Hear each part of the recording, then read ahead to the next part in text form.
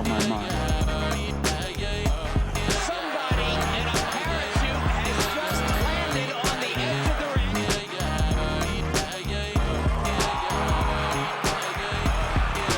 Holyfield bit by a dirty Mike Tyson. Fury has managed to get up.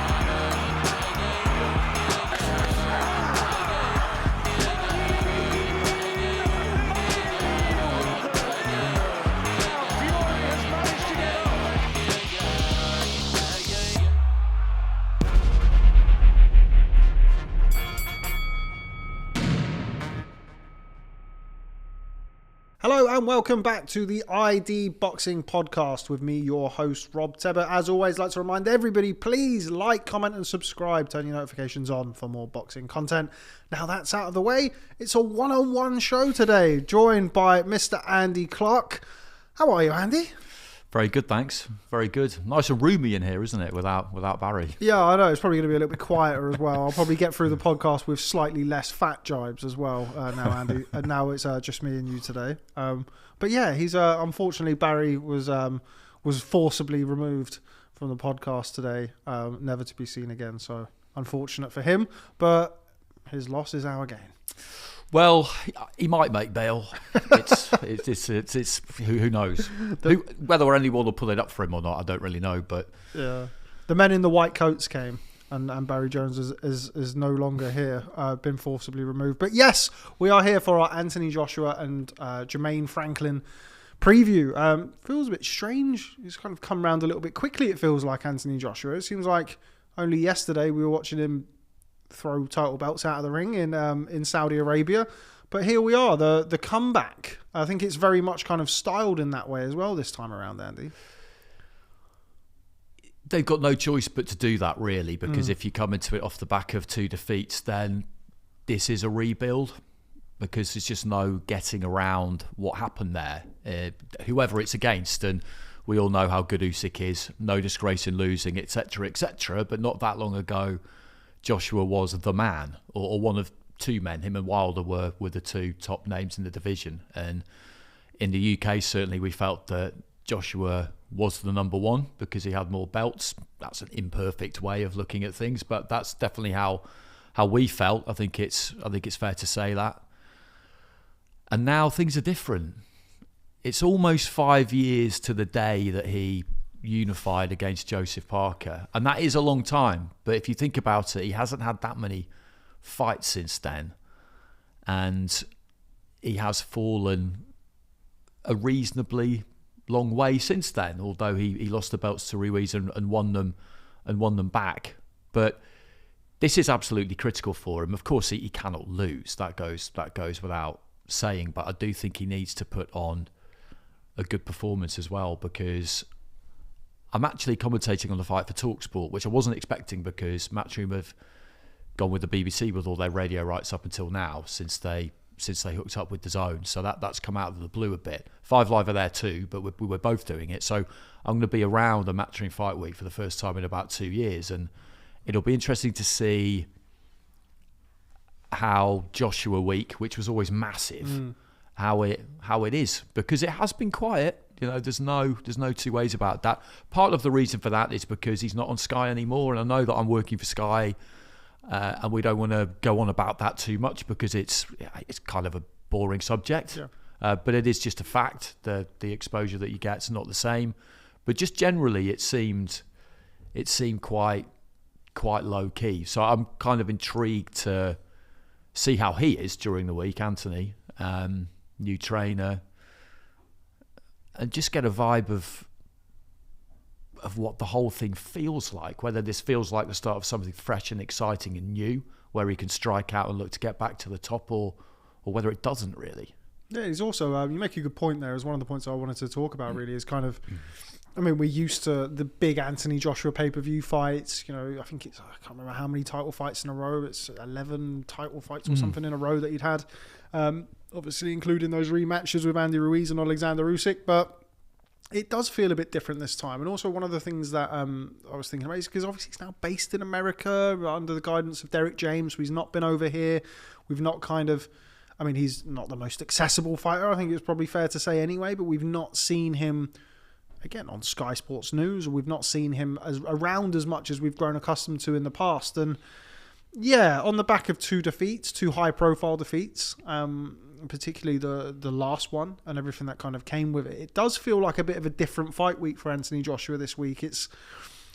It does feel more like the kind of rebuild and the comeback, even in the Ruiz 2 and Usyk 2. It was sort of like on the back of a loss, but belts are there and he's there. He can win the titles back, and yeah, very, very different sort of feeling, I think, for this week. And I think one thing that we'll definitely agree on is that it's the right opponent for him to look good against, particularly after two 12-rounders against a tricky. I say there's tricky southpaws and there's Alexander Usyk. Yeah, that's exactly right. Yeah. Who's a genius. And going into the ring against Jermaine Franklin, I think we need to see something from Anthony Joshua that sort of reverberates a little bit.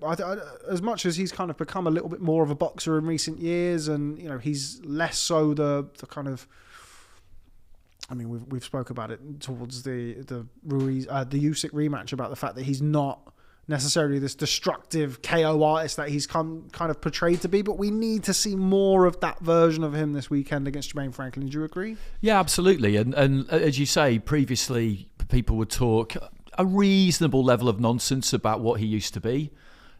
Before the second Usyk fight, it was all, you got to stick it on him, put it on him, seek and destroy the old AJ. He was never really that, but what he was an amazingly clinical and merciless finisher. And he boxed with an authority and a confidence in what he was doing. And confidence at any level of sport, but particularly that elite level, is absolutely critical. And Usyk took his confidence away from him. He did it in the first fight because Anthony second-guessed the whole thing, thinking, I'm going to try and outbox him.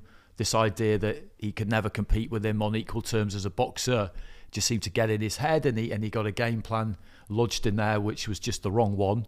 And then when he went into the second fight, he definitely did do better, but it just didn't come as a surprise when Usyk was put under some pressure by him and needed to provide an answer. He just did, because that's what he does, and he did it in both fights. He had a little spell in the first one, didn't he, where he started slamming into body shots, and I thought, oh, okay, this is looking quite interesting now. And then he just provided that response by going out and winning the next round big. And I think that's what Usyk has done mainly, is he's taken his mojo away from him in a way that Ruiz didn't, because he just got caught by Ruiz and cleaned out, and he hung in there for a long time. But that is one of those things where you can say, well, that heavyweight boxing, it happens, because it does. But against Usyk, it's a humbling experience when you're outboxed by someone, and that is what happened. So I just want to see him step into the middle of the ring on Saturday, box to a plan, snap that jab, throw that right hand, and just move like the confident athlete and boxer that he used to be. He was never flashy or braggadocious. He's never been those things, but he's always been an unbelievable physical specimen, which is intimidating by itself. And he knew what he wanted to do and how he wanted to do it, and he had confidence in it. That evaporated against our friend, didn't it, from the Ukraine? That evaporated, and he's hopefully Derek James will have put that back in him, because I think when you've got someone like him, it's not like you can't improve a fighter. You always can, and he is a quick learner. But you just got to kind of remind him, listen, you are a good fighter. Forget Usyk. Just forget about that. It's gone now. There isn't another one around like him. There's no reason why, we can't still win really big fights. Don't be coming over here to my gym with my other champions, with Errol Spence and Jamel Charlo, with any kind of whiff of the loser about you, or boo-hoo, poor me. Not that I'm saying he would, but I hope he's been quite tough with him. It's interesting you say that, because I kind of have the same feeling about certainly the first Ruiz fight, where he got caught with a shot. Okay, he was buzzed and then he was hurt, and he got stopped in that fight. But it was something that you could hang your hat on and say, okay, I lost because of this. And then he went back in the rematch and he righted those wrongs, became 2-time heavyweight champion. Lost to Usyk. Okay, the game plan was wrong. So in the rematch, I'm going to go and put more pressure, but it didn't work this time. But So you've said there, being outboxed and outclassed really is a demoralising. Yeah, it's a much different experience than being caught by a shot. Yeah, because you don't really have anything that you can cling to and hang your hat on other than he's a better fighter than me. That's it, because you always have to, we talk about this a lot, don't we? Because it's so interesting. You have to, anyone who loses, they have to explain the defeat to themselves. And how do you do it? Eubank, as we discussed post that fight with Liam Smith, in the ring, it's a fair cop governor, says the right things. Half an hour later, it was a combination from the gods. Half an hour after that, he elbowed me. Deontay Wilder in the ring, it's best man won on the night. Not long after that, the costume was too heavy. He tampered with his gloves. We don't have enough time to go through all those ones. All of that. But the second defeat against Usyk, I don't think you really can explain it to yourself in a palatable way if you have to have that elite level mindset, which does never involve even opening the door to the idea that someone is just better than you and you can't beat them. I think that probably is the case with Usyk, unfortunately, for Joshua, but it may well not be the case with plenty of other people. It's one of the reasons why the move to Derek James for me was really interesting, because I feel like it got to the stage now with Anthony Joshua's career where I kind of feel like he's at a fork in the road whereby it was, okay, you've lost, you've had the rematch, you've lost the rematch. What do you want to do? Do you just want to kind of go down this route? You stay with Angel Fernandez, you stay at Loughborough, people there, it's quite safe. We'll get you a Franklin fight, then a Whyte fight, then a Fury fight, then you're done. And that kind of short term, I mean, he may still go there, but I feel like him taking this side of the road, which is, okay, we're going to take your whole camp over to America. You're not going to get him to come here. Derek James, we mentioned there, Errol Spence and Jermell Charlo, two of the elite in boxing, both of which also earn big money. I mean, maybe not heavyweight money, but also well paid. So somebody like Derek James is not going to be wasting his time. He's not going to even consider uprooting and coming over to the UK. If you want to go down this side of the road and you want, because Anthony Joshua, I think, can have like a whole second half of his career now if he so chooses to. He's always going to generate interest. He's obviously a good fighter. He doesn't have an awful lot of miles on the clock. Okay, he had the two fights with Usyk and he was hurt in the first one, but they weren't punishing fights physically. Mentally, still remains to be seen. The Ruiz first fight, okay, hard fight, but other than that, he's still fresh enough whereby he can uproot, go to America, and there's still mileage out of that. So for me, seeing that and seeing him go about it that way is a lot more, I mean, it doesn't really affect me in any which way, but it's a lot more kind of, it shows a lot more, I guess, forward thinking, more career longevity going that way. Would you agree? Yeah, no, I do agree with that. And I think he's definitely still got what psychologists would describe as a growth mindset. I think he's always had that and part of the reason is because he's got a healthy, I think, chip on his shoulder around the fact that he started boxing later than almost anybody else he boxes. And that's a disadvantage because the longer you've been doing something, if your conditions are good, then it gives you a big advantage over someone who hasn't been doing it as long. It's just that simple. But he knows that he needs to adapt and evolve and improve. And moving to America, which is what he's had to do, I like it. Because it's the first time in his career, really, where he's just been in a strictly pro-boxing, closed doors, hard gym. Because he was up in Sheffield and he's surrounded by the GB amateurs. Great though they are, that's not a strictly pro environment. At Loughborough, he's getting heckled by students, things like that. And it's a nice setup he's got there, Angel, and I'm not digging him out there in any way, but I remember looking at that whole incident and just thinking, how is this happening? That you're having to go up to a dorm room and kind of tell off a couple of, like, what is that? But now he's over in Texas, and Derek James, he will be calling the tune, as every trainer has to do, because you do hear stories about maybe Anthony deciding when he wants to train and what kind of training he wants to do. There'll be none of that. No. It's like, you came to me, mate, right? Because you think you can do something for me. I agree that we can do something together, but none of that bullshit. And that's, every athlete needs that. Every single one of them. And it'd be great if it was the start of a second half, because people forget very quickly what people have achieved.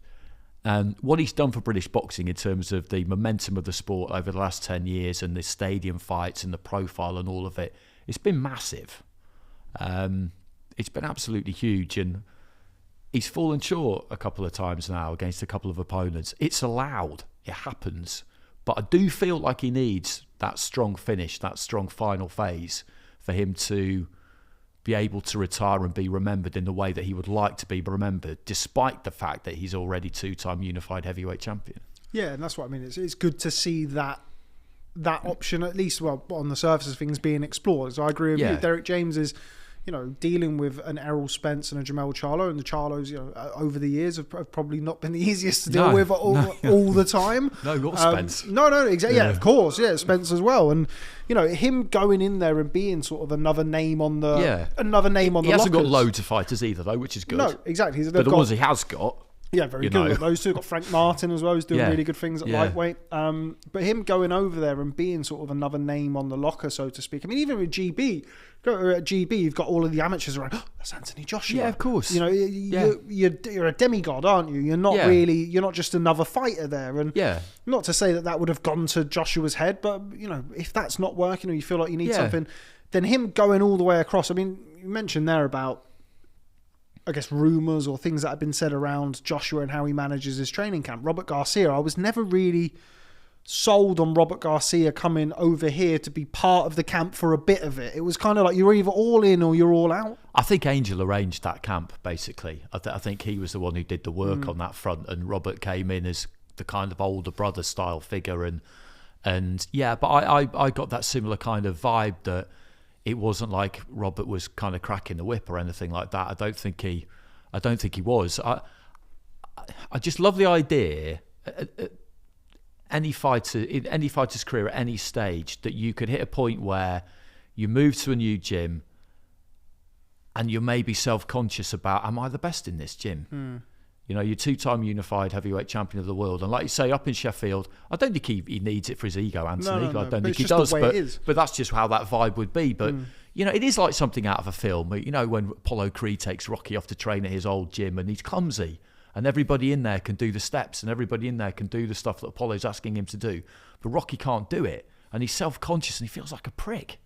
But how good for you is that when you've achieved big things? And Rocky is real life, as we know. But I love the idea of that, of Joshua just turning up to that, first day at that gym, like the first day a new player at a club arrives for training, being nervous, just thinking, I want Errol Spence and Jamal Charlo to think I'm good. Do they think I'm good? I don't know. Maybe they don't, because I got out. But that's great if that's how that camp has been, and he's gone over there feeling like he really needs to impress Derek James. That's where he should be. How difficult of an opponent do you think Jermaine Franklin is for him? Of course, the big example or the big evidence that we've got from him is that fight that he had with Dillian Whyte back in November. Very close fight, contentious decision in some people's eyes. What were you expecting from him? I don't think there'll be any surprises from him. I think stylistically, like you said, I think it is a good fight for him. And given what he did against Dillian Whyte, it makes sense. I didn't have any problem with him when he was announced as an opponent. Again, it's like, what do people want, really? Quite a few people were saying before the Usyk rematch that he shouldn't take it. I mean, most of the people who said that knew that he had to, but I think he's kind of ideal, really. If he boxes with confidence, and trusts his natural tools and the things that have always worked for him. Not to say that they won't try and add to that, but you can't. Derek James isn't some kind of, he's not some kind of alchemist who can create something out of nothing. You work with what you've got to work with. You sculpt it to its most effective form, and I still think there probably is more to come from him, but he is what he is. And if he boxes in the way that he used to, then I think he should take care of him fairly comfortably, to be honest. That's what, yeah, pretty much trainers go about it, don't they? They don't try and reinvent the wheel. There's no point. You've got somebody who's had immense success, whatever people think about, losing to Usyk or Ruiz or whatever. He's had tremendous success, so he's obviously a good fighter. You won't get somebody like Derek James go, I tell you what, AJ, we're going to completely change everything, going to see what he does well and try and kind of hide the things that he maybe doesn't do well. Yeah, that's exactly it. Because if you think about it, is very basically scores out of 10, you've got offense and defense. If you've got someone who's got a 9 on offense and a 5 on defence, like, you want to try and get that 5 up to a 5.5 or a 6, but you've definitely got to keep that 9 a 9.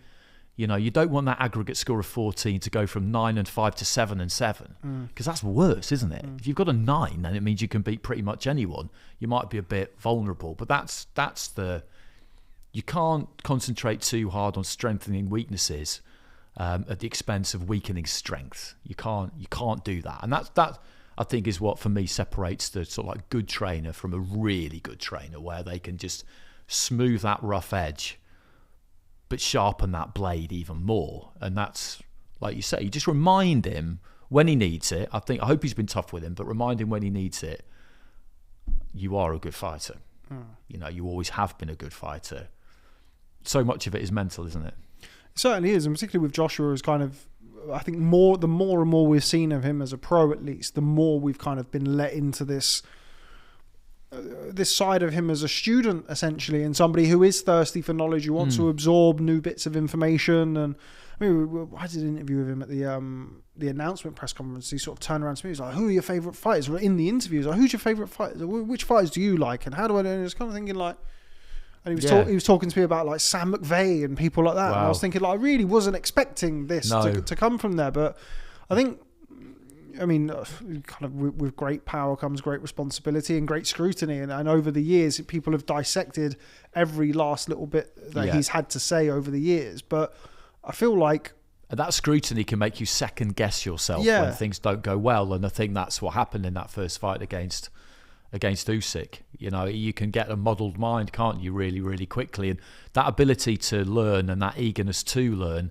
can make you overreach a bit sometimes, because you just think, well, I mean, why can't I do that? I want an Olympic gold medal. Everybody keeps going on about what an amazing amateur background he had. I had a pretty good amateur background, and I didn't do it for nearly as long as him.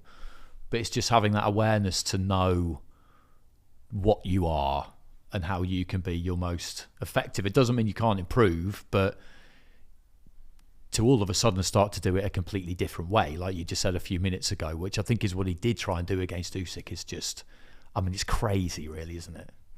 You would have covered Anthony Joshua for longer than me. What were your earliest memories of covering him? Do you remember a first time that you saw him? I didn't see him that much in the amateurs, actually. I remember watching a massively long. No, career, I remember watching I remember watching the World Championships in 2011 in Baku, where he got a silver medal, and they had a really good tournament, GB, all round there. And then he was pretty much into the Olympics, to be honest. Like most people, I thought he was a bit lucky against Savon. But to win an Olympic gold medal, you need some things to go your way. That's just a fact. And he was under massive, massive pressure. Massive pressure to deliver, as all GB athletes were in all disciplines. So that was... And you did feel at that point, we could have one here, because you look at... In the amateurs anyway, personally, I'm always looking for who has got more to come. And off the back of 44 amateur fights, there was always loads more to come from him. As opposed to someone who's maybe had 350 and has won everything, but you just think they're probably not really going to get any better. And it has been an incredible ride with him. I was really, really lucky that I kind of got heavily involved with Sky sort of mid-2016, so after he'd won his world title. But Eric Molina was the first fight of his I went to, and I've been to every single one since. And you think, like, Cardiff, Wembley, Spurs, Saudi, Madison Square Garden. I think about that, and I don't feel like sending him a check or anything. Not that people send anyone checks anymore, but it's. I do kind of think to myself, well, that was a great time to be around working for Sky, and it was largely down to him. And that's just a fact, isn't it? And people shouldn't forget that, but people forget things quickly, and they criticise very, very readily, and things are very binary these days. Either you're great or you're shit. You know, we talked about that quite a bit, haven't we? And he's a great example of that. You know, well, he can't beat Usyk, so he's shit. I mean, that is a harsh way to judge anybody. Yeah, I mean, arguably the best heavyweight in the world, Alexander Usyk. It's sort of like the first time, I think, since... I can't remember, since before the Olympics, where there hasn't been a mass amount of expectation on his shoulders. Okay, but also, in a way, if he loses this fight... He can't, can he? Then it's kind of... I mean, it sounds harsh to say it, but it's difficult to see where he goes. If he were to lose to Jermaine Franklin, it would most likely have to be it, wouldn't it? It would be very difficult to see where he would go. Realistically, it would be it. I don't think it would be. I think he would fight again, but realistically, it would be it. And that is quite a scary thought for any athlete. You've always got that spectre hanging over you, but he's just got to... You know, the unthinkable and the impossible are not the same thing, but for him, they have to be in this fight. He can't even allow a single flicker about that. And that won't translate to him being complacent. It can't, because he's lost 2 fights. But he's got to go into this fight as much as he can with just that resolute confidence that I'm back at the O2, I'm back in London, and I'm going to show people that I'm still what I've always been. And it's a good opportunity to do that. I mean, it'll be interesting to see what happens on the night. You hear all sorts of stories about tickets and prices and all that kind of stuff. And what's not really helping anyone at the minute is just everybody's kind of standing on their own side of the fence, sort of throwing buns at each other and like, your show was shit, or your show was shitter. And, you know, it's not helpful. No. And I kind of wish people would just... You know, let's all just run our own race, whoever you're promoting, whoever you're working for, whatever. And I know that's a kind of idealistic thing to say, but at the same time, it does seem particularly bad at the minute. It's really bad. I mean, you've worked in boxing longer than me, but the time that I've worked in boxing, this is as bad as it's been, in my opinion. Yeah, everybody just paying far too much attention to what the other people are doing. Yeah. It's not... It doesn't help. No. And it doesn't help the sport, and it doesn't help you if you're spending all your time thinking about what they're doing. And Eddie used to be great at not doing it. And he's got sucked into it, hasn't he? Yeah. So everyone's at it now. Yeah, and it's not helpful for the sport overall, as you correctly say. Even so I think it's fair to say, I mean, we've spoke about it on some of our reviews and some of the shows that we've kind of looked forward to. We've previewed them, and there's not been, you know, the same quality of card as you know, maybe we've been a bit spoiled also in the last 10 years. You mentioned there about how well British boxing has done. Anthony Joshua's been a huge part of that, but recently, you know, we've not really see. I mean, Fury Usyk, a big example of it, and we've not. That's kind of an extreme example of a very big fight that we haven't seen, but it's a trickle and knockdown effect to the rest of the sport. But having said that, doesn't mean that there are some elements of truth to what people are saying. If you look at the ticket sales and what we're expecting to see, and the viewership certainly for Anthony Joshua and Jermaine Franklin, I don't think it's going to be the 1 million plus that we saw in the Usyk rematch out in Saudi Arabia. Not sure whether or not that's kind of on the surface of things, probably not a positive, but him to kind of make a, I guess, lower key return after having 10 years of pressure on his shoulders. I'm sure DAZN and respectively are not going to be looking at it in that particular way, but it's not what we said at the start of the podcast. It's not. It doesn't feel like that big Anthony Joshua fight week, but it's not. It's not the same as what we've seen over the last 10 years, so it's not going to feel that way. No, and that could be, for a number of reasons, or for a couple of reasons, good for him, because number one, as you say, it's not quite the same level of pressure, and that might allow him to perform in the way that he needs to for this one-off occasion, which is what he'll be hoping it is. But hopefully he will miss it. Yeah. He will notice that it's not the same, and he's not getting the same attention, and people just don't care as much, and think to himself, right, I can do this once. I've got to do that. I've got to take my medicine here because I've lost twice in a row. But I don't want this again, because he's not used to it, is he? He's not used to it. He won't like it. No. He won't say that during the week, but he won't like it. And hopefully that does translate into him getting in there on Saturday in a nasty, spiteful frame of mind, thinking, I'm bigger than this. I've got to fight you, but I'm going to make you pay. That's what I want to see off him on Saturday. That's really what I want to see off him. I want to, I am covering the fight, and you can't have favourites, but I do want him to win. If it goes to points and Franklin deserves to get it, then I want him to get the decision, Jermaine Franklin, because that's how it should be. Yeah, absolutely. But I would love to see Joshua get in there on Saturday and with a snarl on his face, give him a beating. Yeah, just remind everybody of the fighter that he is. Not even that he was. And should he do that? I mean, because you mentioned that, I'm not sure how many... Well, before the second Usyk fight, before the first Usyk fight, plenty of people asked me, how do you see the fight going? Or are you going to watch the Joshua fight? It's not really been the same for this fight. And it's obviously a much lower level of fight than we've grown accustomed to seeing Anthony Joshua in. But as you've said there, he's not going to want that. But what he can do is lay down a marker and get a big fight on the back of this. With that being said, who's it going to be? Let's say Joshua looks good against Franklin. We won't kind of venture in and he beats him in this way or that way, but he looks good, gets the win. Who's it going to be next? Tyson Fury is available. Yeah, he's such a massive draw, Joshua, that anybody is going to want to fight him because of what he brings to the table. And I mean, there's complications with that, obviously, because even if you don't have the belt, you're going to feel like you're, the dreaded phrase, the A side, because commercially you're that valuable. But I mean, any of them would fancy fighting him. He's not going to fight Usyk again. We can take that off the table. Yeah. So that's one person he's not going to fight. But I think anything else is possible, really. He'll want to get back into a title fight as soon as he can. That's difficult because only 2 people have got hold of the belts. We all want to see him box Fury. And if Fury's not going to fight Usyk, and the fact that it's not happening at the end of April, which was a date that was mooted for so long, makes me think that it's probably never going to happen. You'd know more about that than me, I'd imagine, but it makes me feel like it may well never happen. And if he's not going to fight Usyk, then Fury really needs to, or would very much want to fight Joshua, and we all want to see it.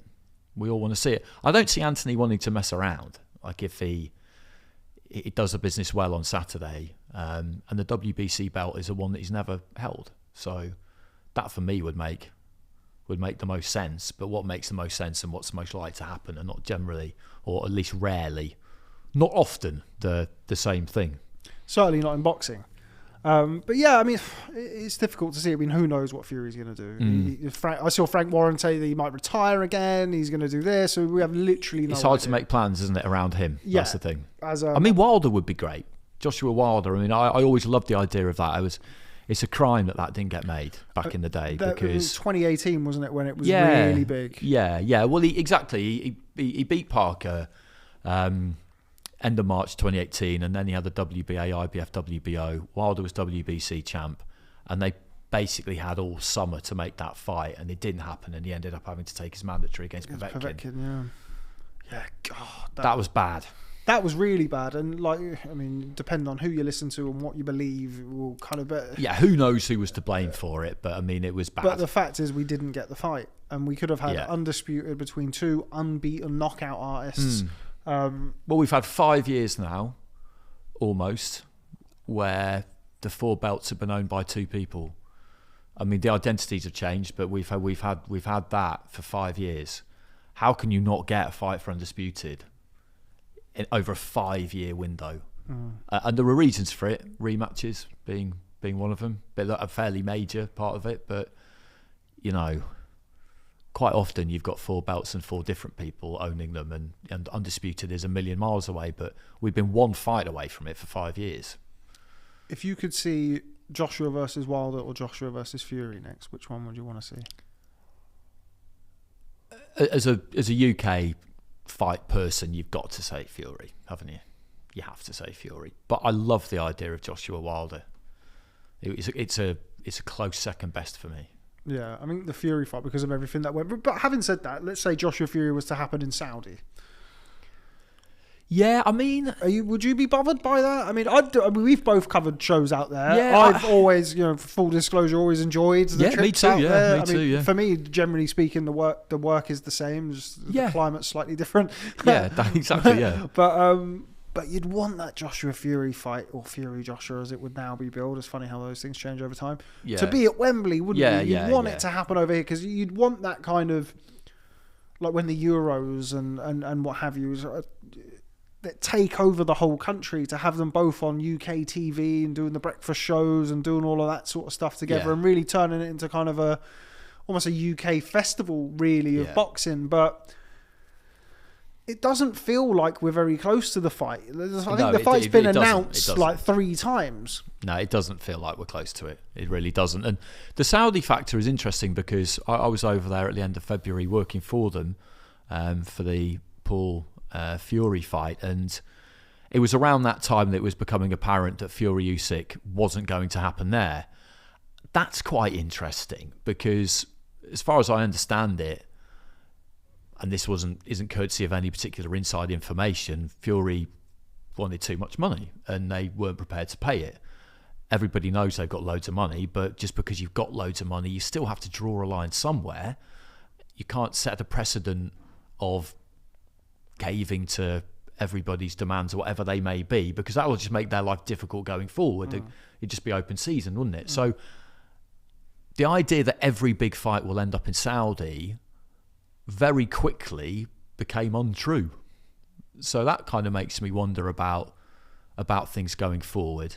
Again, if people are going to ask for too much, they're going to stand their ground and say, okay, well, we're not going to do it then. Maybe the relationship between them and Fury has been damaged. Maybe it hasn't. Sometimes it's just business, isn't it? But I'd say that because that one wasn't going to end up there, it increases the chances of a potential fight between Joshua and Fury not being there. Yeah, potentially. I mean, maybe. Again, it sort of depends on what you listen to and who you believe. There was it does. Yeah. 3 dates that were supposed to be out in Saudi, 2 at the end of Feb, 1 at the start of March. Then it was April 29th. We had Alex Krasiuk in here, and he said that that April the 29th wasn't able to be delivered in Saudi. I think one of the reasons for that was I think they were looking to build a purpose-built stadium and arena, and it's the week after Eid, obviously the end of Ramadan. Of course, yeah. So I think that was one of the reasons why that couldn't happen. But of course, the plan was for Fury Usyk to then take place at Wembley, which we were told it was going to happen, and we had various announcements. And as we saw last week with Frank Warren and Alex Krasiuk jumping on TalkSport, and the TalkSport seems to be the place that people go, isn't it? It's flying at the minute, it's isn't interesting. it? We've stolen their colours in the hope that people are going to confuse ID boxing with it is interesting though, isn't it? Because I do the commentary for TalkSport and I really enjoy it. I'm not heavily involved in the kind of week to week, day to day boxing chat, but I keep my eye across it, and it is, they've carved a good niche for themselves, I think, in that with Simon Jordan, but it's not just him. Kind of positioning themselves as a platform where they're happy to kind of call out boxing's more obvious bullshit. Yeah. Because I think a lot of general sports fans genuinely don't really understand why certain things happen and don't happen. And Simon Jordan kind of plays that role and plays it well. I can't quite work out at times whether some of the stuff he says with a kind of knowing naivety, understanding full well why something actually can't work in the boxing business, but feeling like it still needs to be asked because it doesn't really make any sense that it doesn't work, or whether he actually just doesn't really quite know yet why things that look like they should happen don't. Yeah, well, that was one of the things that came if out. If anyone understood that sentence. Yeah, I got what you meant. One of the things that sort of came from the Eddie Hearn, Simon Jordan interviews, and as you can see, I thought Eddie kept him at bay quite comfortably, I thought. But Eddie's used to it, and he understands. And if you're thin on the details, which I've full disclosure, I didn't watch it. I watched bits of it. I watched bits of it, and the bits that I watched, I saw enough. Where, as you mentioned there, I think Simon Jordan is very good at kind of picking a certain bit to ram home, but I feel like he's a little bit light on the details for Mr. Hearn, who is of course very, which he was always going to be, because it was kind of in boxing terms, it was an easy sell, Jordan versus Hearn, Eddie Hearn versus Jordan, you wouldn't have Jordan versus Hearn. It was an easy sell, both with big platforms, blah blah blah. But actually, it was a bit of a mismatch. Clever matchmaking is how good I refer matchmaking, to it. yes, exactly. Where you've got somebody in Simon Jordan who has big reputation, blowing out bums and getting through the early stages, and then goes up to a seasoned campaigner. But he had his moments. But I think ultimately Eddie knew a little bit too much. But yeah, back to Fury Usyk and the collapse of which. I think that does open the door for Joshua versus Fury. But I don't think that door will ever be closed. Like I just mentioned, we're no closer to it than we were when it was announced for the first time, at least in, I think, May 2020 was the first time. So we're coming on 3 years now. It's been announced 2 or 3 times since then. We've never had it. But I feel like there's so much money on the table. And you do have, the joker in the pack, which is Alexander Usyk, who already scuppered one of the Joshua Fury fights or Fury Joshua fights by beating Anthony Joshua. Then we saw, of course, Tyson Fury and Deontay Wilder have their arbitration and then a third fight. So there's always been something kind of in the way, but you'd sense that before the time comes for both of them that we'd probably see it at some point. Do you still hold on to that, or are you being beaten down by the way? No, the last I'm still optimistic about that. I'm still optimistic about all fights, to be honest, without being too naive about it, because the boxing business is such that things that make sense often make too much sense to actually happen, but also anything is possible. And that's true. Like in boxing, anything is possible. Sometimes it will take some kind of cosmic alignment of planets that, generally speaking, do not belong in the same orbit, whether it's TV networks or promoters or whatever it is, or just personal clashes. But sometimes they do. Sometimes these things happen against the odds. And because it makes so much money, it's always got a good chance, because that is the thing that talks loudest in any business, but particularly in ours. And I do feel like it is more likely it'll happen than it won't. One of the reasons for that being that I think Fury would be supremely confident of beating Joshua. I don't feel like he doesn't think he'll beat Usyk. Of course he does. And I would make him a favourite in that fight. But it is the hardest fight out there for him. And he can make more money fighting Joshua in what he will probably think is an easier fight. And if you look at it like that, people will always look at someone like Fury or whoever's top of the pile.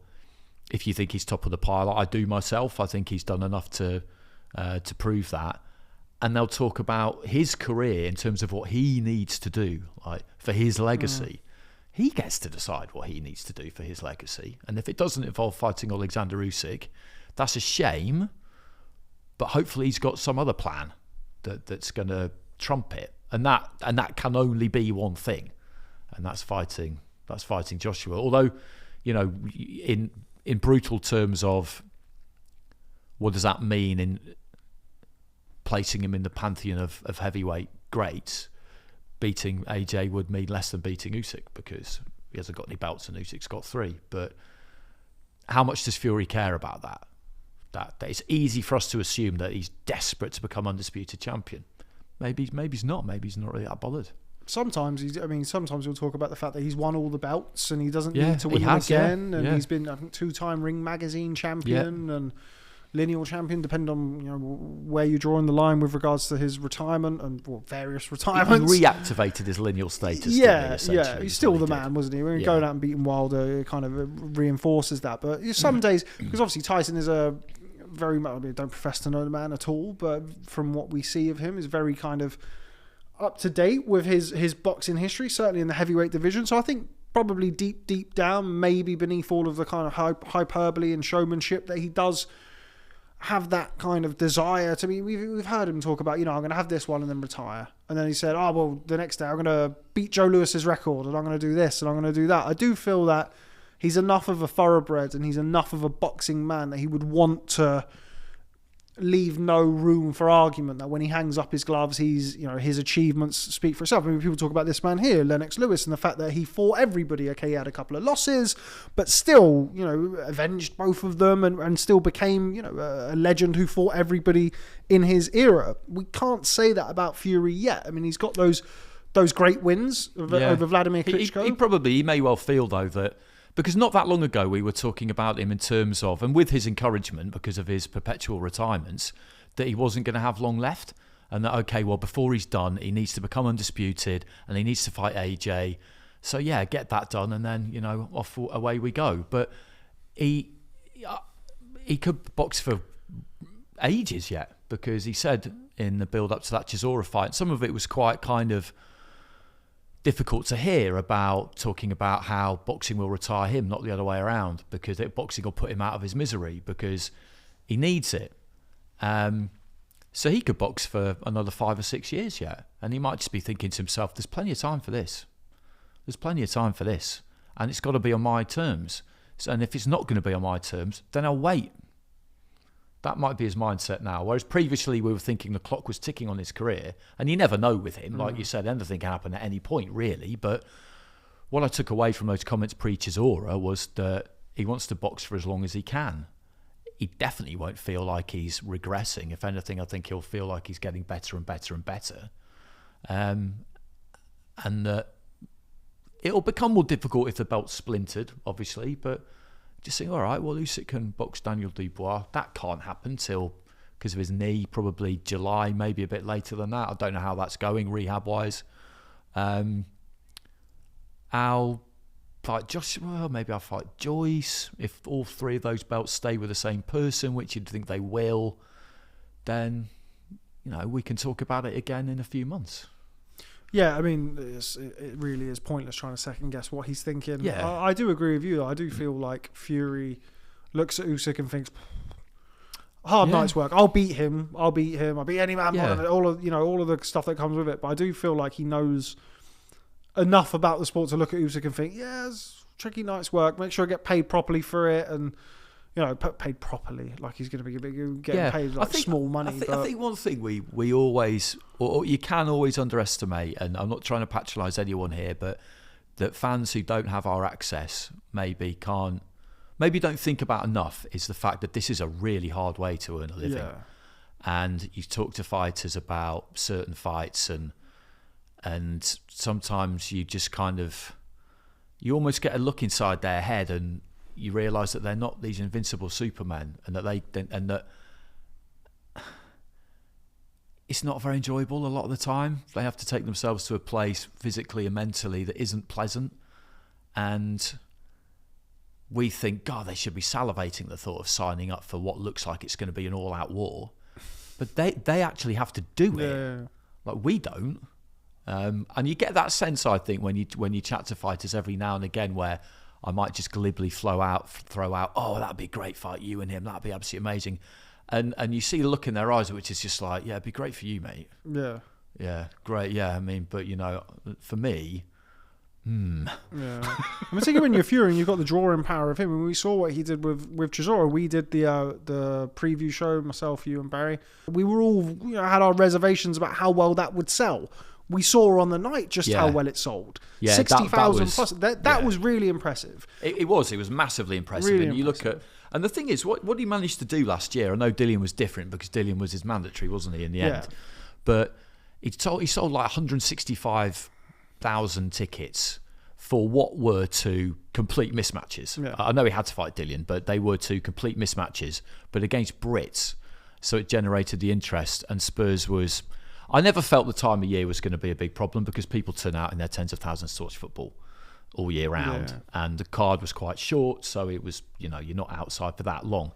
But that was enormously impressive. Really and when you've seen that you can do that, that's going to make it even more likely that unless you get everything on your terms, that you'll just think, okay, mate, well, if we don't agree to this, I can go and do that. What can you do? Can't. That's exactly. kind of what we've seen. Yeah. That's kind of what we've seen publicly. And again, I try not to pay too much attention to the Instagram, listen to it, like that sort of stuff. But there is an element of truth to that. And as you've said there, and he said it, Fury, go and box Daniel Dubois at the Copper Box for $2 million, and I'll go and box Andy Ruiz for 30 million or something like that. And you might get 50 million if you box Usyk, but that fight's always going to be there. The fight will arguably only get bigger. And I can fight Ruiz for 30, Hrgovic for 25, I can fight him for 25, and whereas Usyk needs a Fury to earn that level of money. Now, there is an argument, of course, from the other side of the fence, the Usyk side of the fence, that in order for Fury to earn 50 million, 70 million, as opposed to 25 or 30, he needs an undisputed fight. He needs an Usyk. But, going from a 25, 30 million to a 50 million is is quite a difference from Usyk going from 2 million or whatever he might get for boxing Daniel Dubois and 25 million or 30 million for a Fury fight. So you can kind of, if you put your Fury or Usyk side hat on, you can kind of see how both of them are feeling about, you know, that potential fight and why it maybe didn't happen. I still think the fight will happen. I think the fight later this year. Do you think? I do think it will go to Saudi. I just don't think that there was. I feel like the time it may be. I didn't know that about that date. I mean, I could have figured out the Ramadan finished soon before that, but I didn't know that the 29th was a problem. But I guess that wasn't a problem. You could just kick it back into May, couldn't you? Yeah, well, but then you start getting into it's hot. Yeah. So initially, I mean, this is kind of. I did an interview with Alex Krasiuk the week of Fury Chisora, because everybody had come together and it looked as though all we needed to do. I mean, we know we had Hrgovic and the IBF kind of pop up around that time. That's but I think irrelevant, that really, everybody kind of knew that was just, but anyway. And he'd said then, Alex, that, okay, they'd had, initially after, I mean, as always, these things often go back and back and back and back. So they'd been negotiating before the Joshua rematch because they were convinced that they were going to win, which is the most Krasiuk Usyk thing that you could ever imagine. Of course we're going to win, like the first fight. Oh god, yeah. We're going to turn up here, we're going to beat him. Isn't there a rematch? No, they're a very entertaining crew, those guys. Like they're a tight crew, not many of them. They don't say much, but what they do say is worth listening to. It is. They've got a really dry sense of humour. Yeah. Egis says even less than Alex. But Alex he's got great English and he's very dry. I've told you this before. I've said it on the pod before, I'm sure. But for the first fight, you know, obviously they announced Anthony signing the deal with DAZN for the rest of his career, and me and Andy Scott, we just saw him and said, "What do you make of that?" And he's just like, "The rest of his career, 4 days." You know, it was funny. It's funny. They said then that there was 2 dates in December. This is before the Usyk-Joshua rematch happened in August, because it got pushed back from July or June to August, which meant that the 2 dates that they'd had initially for the Undisputed in December came around too quick. Usyk had a few niggles, and you know you want to go into that. The 17th fight. was 17th was one of them, because it was all the World Cup was in Qatar. You have lots of people around, and they obviously have the night before the World Cup final. Yeah, the Saudi and Qatar kind of like one-upmanship and all of that stuff. Yeah. Then there was another date, which I think was the 27th of December, so it was like after Boxing Day. And then there was the 3 dates, 2 at the end of Feb that we've spoke about, and then 1 at the start of March. Saudi at the time said, no, we'll do it end of April, because ironically, Ramadan would have just finished. There'll be a big celebration. There'll be Eid and da-da-da-da-da. No, we want to get it done end of Feb, start of March. Usyk, by all accounts, made his deal with the Saudis. Fury was unable to. Then it was kind of April the 29th. Oh, well, you know, we're not going to get the stadium done now. And this is kind of where we ended up with the Wembley fight, which was, I mean, under discussion for however long, but by the time we got to kind of the final knock-ins, I mean, the fact that he's not still going to fight on the 29th. I don't think so. I wouldn't have thought so, but I mean, who knows? I mean, you'd have to pay a big deposit on Wembley. Yeah. I mean, but I guess if the potential reward is so huge, you probably do gamble losing whatever that is. But yeah, I mean, there's all sorts of deals. Fury versus Manuel Char. We saw Manuel Char. It's Char the next day, as soon as the Usyk fight was off, officially, well, it was on, off, whatever, but it was officially off. He was on Instagram at Tyson Fury. I can't remember what he said. It was something about diamonds making pressure or something like that. Yeah. Surely he couldn't do something like that. No, I just think, you know, he did it twice last year, selling out. And I think he could definitely do it again against a not particularly big opponent at some point, but just not now, because the memory of the death of Fury versus Usyk is still too fresh. And I think for people to really, it's not like they wouldn't go. I think they would still I think he would still draw a decent crowd, but with a potential 94,000 that you can get in Wembley, I can't see it being full. I think it's too soon, isn't it? After the breakdown of that, you know, kind of like on-off romance has come to an end between him and Usyk. I don't think people want to see him with someone else quite yet. And it was a similar sort of scenario with the Joshua fight before Christmas. There was that. It was, you know, it has to be signed on this day and that day and da-da-da-da-da. And then all of a sudden there was the Chisora announcement. I'm not sure whether or not they could, as you say, kind of do that again, really, where you kind of, the old bait and switch, talk about one fight and then get another fight. But having said that, it's difficult to see where, I mean, I don't know how we've gotten to talking about Fury, but anyway, difficult to see kind of who it's going to be, though. I can't, for some reason, I just can't. I know we see reports about Joe Joyce being the front runner. I can't really see it, because again, sort of similar to Usyk, really. Again, sort of putting ourselves in Fury's mind, where you'd surely look at Joe Joyce and think, that should be a hard night's work. Like, I could maybe get, and you expect him to get more for obviously an Usyk fight, a Fourth Wilder fight, a Joshua fight, an Ngannou cross-code match with Mike Tyson as the ref. Which I half feel like that Ngannou about. thing might happen because, yeah, the names you've listed there, Joyce is boxing in a couple of weeks, so he's then going to need some time after that. Fury does like to be busy as well. I know he only boxed twice last year, but particularly, which is standard, but particularly after he said the things he said pre-Chisora, I think he likes being in the gym and having that focus. And you can train, obviously, without a date, but it's not the same, is it? No. And I think he loves the build-up and all the rest of it. So when you go through the names, outside of Usyk and Joshua, Joyce is next on your list. If it's not him, no one really winks at me, to be honest. Andy Ruiz. Yeah, he would be my next name. Got some name recognition over here because the Joshua fights. Yeah, he would be my next name. Maybe he'll fight Wilder again at some point, but I don't think you could do it now. I mean, you could, but I don't think it would. I think that would be very popular again in a couple of years, maybe. Not right now. But having said that, okay, he won that. I mean, we feel he won that trilogy 3-0, but he still very, very nearly lost twice. And no one has come anywhere near as close to beating him as Wilder has. John McDermott. Well, Big John, yeah. Big John back in the day. God, how far ago? That's a long time that feels ago. Like that. so well, it was such a long time ago. Back to Anthony Joshua, one of the names that we haven't mentioned. Well, we've mentioned him, but not in relation to Anthony Joshua. Is Dillian Whyte, of course, had the close fight with Jermaine Franklin. Seems when the fight was announced, Joshua Franklin was announced, or when it was first discussed, because we get it all before it's announced. But anyway, I kind of was a bit confused because I thought that if you're going to do the Dillian Whyte fight, do that rather than the Franklin fight, which is... Yeah, I think everybody agrees with you on that. Because I do feel like Joshua will prove himself to be a much better fighter than Jermaine Franklin. I think it's stylistically a good fight for him. How do you then sell Joshua versus Whyte as a competitive fight if Joshua goes and flattens Jermaine Franklin in 4 or 5 rounds and doesn't get touched? I just feel like it's kind of two fights on that level, really.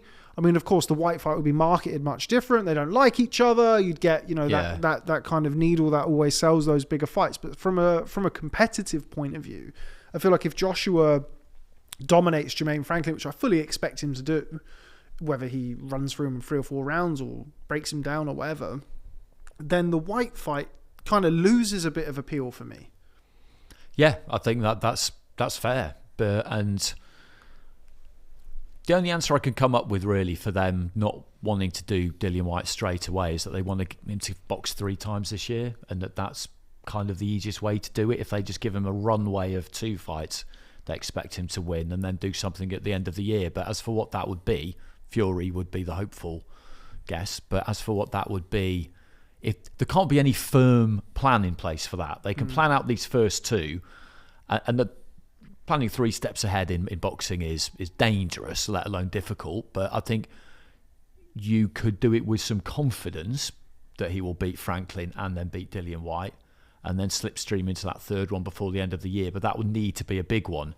And there are business angles to take into consideration here, because obviously Eddie signed Anthony with Matchroom, and then he signed with DAZN, of course, pre that first defeat to Usyk. And this is the first time they've had him since, because we had that pretty remarkable scenario around the rematch where they weren't his to sell, the rights, and it ended up on Sky, which was the cause of, much mirth down in Isleworth, I'm sure. But not they paid for it. They did have to pay a lot of money for it, but it was just it was kind of comic, wasn't it, that ended up happening.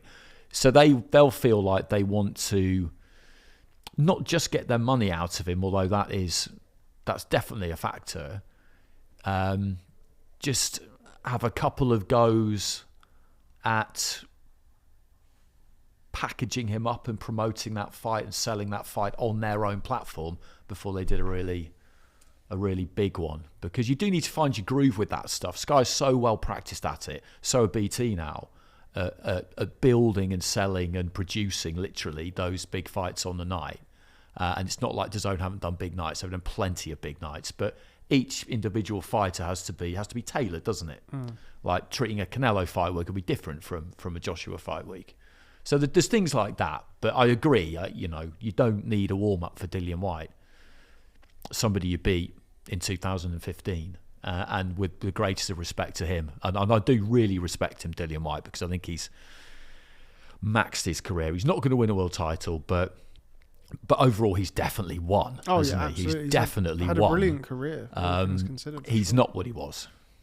No, and you'd feel like Joshua. I even feel like the first fight. I feel like, as is often the case, history is rewritten a little bit about the first fight, and I thought it was a good fight. It was a watchable fight, but I did think it was a largely one-sided fight. Yeah, it was in Joshua's favour. Of course, he got clipped by that left hook in the second round, but and up until that point, no one had really no one had really done that, had they? No. It was the first time that certainly as a pro, that we'd seen that sort of vulnerability from him. Whereas I feel like as the years have gone by, all of the things that kind of allowed Dillian Whyte to really maximise his career, that toughness and kind of sheer bullish thinking and determination is kind of, not that he's any less determined, but certainly I don't feel he's as durable as he once was. And somebody like Joshua who punches nice and straight down the line, you'd feel it would be a hard fight for Whyte at this stage of his career. Okay, so that's enough about the main event. I'm going to flick through the undercard and start off with Felix Cash versus Matteo Signani for the European middleweight title. It's a fight that we've been kind of hearing about for quite a long time between them, haven't we? Signani's got even older in the process. Yeah, and Felix Cash, look, I think it's fair to say, needs a performance. I mean, he hasn't lost in the last couple of fights, but he's not looked like the Felix Cash that we saw run through Denzel Bentley a couple of years ago. I mean, that version of Felix Cash was looking, I don't know, you never nailed on to win a world title, but certainly you'd look at that and kind of disregarding Cash's performances, but looking at Bentley since then and going and giving a good performance over against Alan Hanuli, you would have expected that version of Felix Cash by now to be fighting for a world title or certainly being up there, but it feels as though he's cooled a little bit in recent outings. Yeah, he definitely has. I know that there have been some serious issues behind the scenes in his personal life that definitely haven't helped. He's had a bit of a stop-start career from the beginning, really. I did quite a lot of his fights early on, and up until relatively recently, until the move to DAZN. And I've always really liked him as a fighter. He works, ferociously hard in the gym. At GB, he was on the squad, but he was behind Fowler and Troy Williamson, so he never really had a look in there. And he was one of those guys who, when he turned pro, I did kind of think to myself, it would be interesting to see how he goes, because sometimes the second or third choice people on a national federation, they can be the ones who do best as professionals because they don't have the miles on the clock, and maybe they weren't first choice because stylistically they didn't really suit that code, but they do suit the pros. He had some hand injuries early on, and he watched a lot of his gym mates, Cheeseman, Conor Benn, Cordina, other people win titles and kick on, whilst he was just kind of sitting there waiting. But then it started to happen for him, and he did produce those performances, and he is a really good fighter. But I think what's been going on behind the scenes for him, I don't know the totality of it, but I know that it's been the kind of stuff that would knock pretty much anyone off kilter. I think that could be a fairly key part of the reason why he might have underperformed recently. And I really hope he can get back on that track where we feel like he was headed, because that win against Denzel Bentley is one that gets better and better. I mean, Denzel feels like he got caught cold that night and just never got into the fight and never had a chance to show what he could do, and that is what happened. But it wasn't a fluke. No. He did that to him. So yeah, it'd be amazing if he doesn't beat Signani. Signani's won that title, and well done for that. But at the same time, he's not remotely on the same level as Felix Cash, I don't think. Scott Cash's box rec here. You can go back, and I feel like the fight that kind of we saw him start to come into his own was the Jack Cullen fight, which feels like an awful long time ago. Yeah, it does. That was a really good fight. Stopped him in 8 rounds. Then he had the Jason Welburn fight. Of course, Jason Welburn's not a natural middleweight, and certainly not of the level. And then the Bentley fight. And then since then, I mean, the Bentley fight was April of 2021. He then took almost a year out and then boxed Magomed Madiev and was down twice in that fight. Yeah.